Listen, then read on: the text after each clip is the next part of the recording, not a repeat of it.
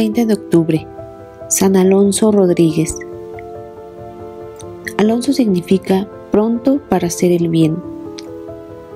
Alonso era viudo, comerciante, se dedicó a ser portero por 45 años de un colegio, poco instruido en las ciencias del mundo, pero un verdadero místico.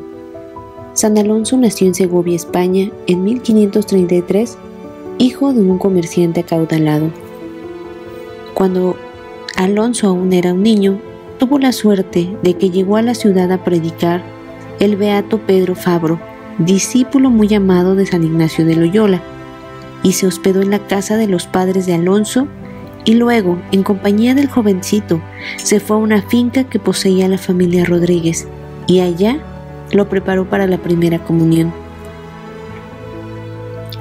Esta amistad con este gran apóstol le fue enorme provecho para su santificación.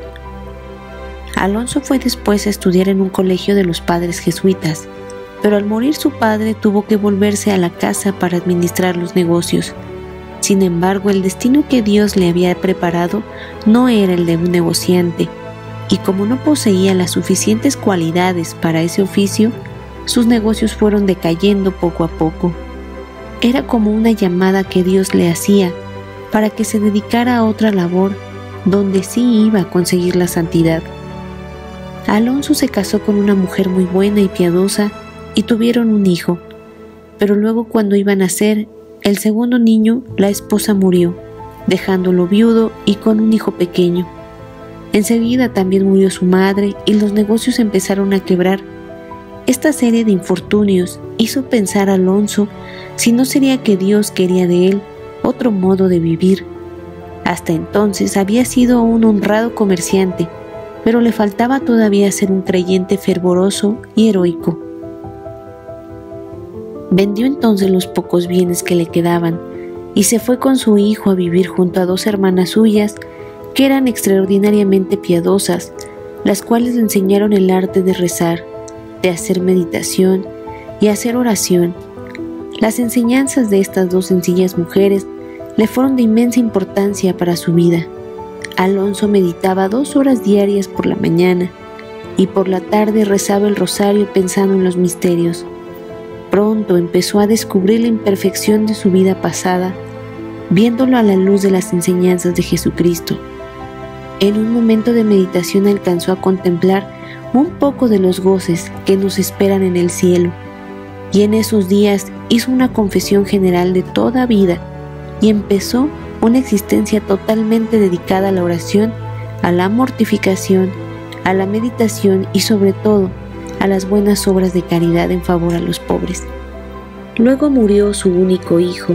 Alonso sintió una agonía de muerte, pero enseguida nuestro Señor le iluminó con la lectura de una página del libro de sabiduría, que dice que a muchos jóvenes se los lleva Dios a la otra vida para evitarles terribles peligros que les podían llegar en esta vida contra su santidad y su salvación. Con esto Alonso se consoló inmediatamente porque comprendía que su hijo tan amado, al morir tan joven, se había librado de muchos peligros de ofender a Dios, y esa muerte tan dolorosa lo movió a renunciar a todo e irse de religioso. Alonso pidió a los padres jesuitas que lo aceptaran en su comunidad, pero nadie quería recibirlo porque ya tenía casi 40 años. No había hecho estudios y además era viudo. No se acostumbraba a recibir gente de esa clase, pero de pronto el superior, sin saber por qué, cambió de parecer y lo aceptó como hermano. Eso había sido una profesión que lo iba a llevar a la santidad. Los superiores lo enviaron a la isla de Mallorca como portero del colegio de los jesuitas. Allí en ese cargo se ganaría la gloria del cielo, atendiendo durante 45 años con una exquisita bondad a toda clase de huéspedes. Allí llegaban montones de alumnos, padres de familia, religiosos, viajeros que venían a pedir hospedaje, obispos, militares, empleados de gobierno. Muchísima gente pasaba por ese colegio, pero todos se sentían amados y sobre todo la amabilidad con la que Alonso acostumbraba a recibir a estas personas. Alonso Rodríguez se propuso a ver a Jesús en cada visitante que llegaba y los trataba muy bien como si fuera Jesucristo. Cuando alguien le preguntaba por qué no era duro o áspero, él les respondía: es que a Jesús, que se disfraza de prójimo, nunca lo podemos tratar con aspereza o mala educación. Seguramente que nuestro Señor, al llegar al cielo, le habrá repetido aquello en que el Evangelio prometió que diría a quienes trataran bien a los demás: ven, siervo fiel y bueno, entra en el gozo de tu Señor, porque cuando me disfracé de huésped me trataste sumamente bien. El buen trato que les diste a los demás, aún a los más humildes, lo recibo como si lo hubieras dado a mí en persona. Cuando ya era muy anciano y estaba sumamente enfermo, un día el superior, para ver qué tanta era la obediencia, le dijo: le ordeno que se vaya de misionero a América del Sur.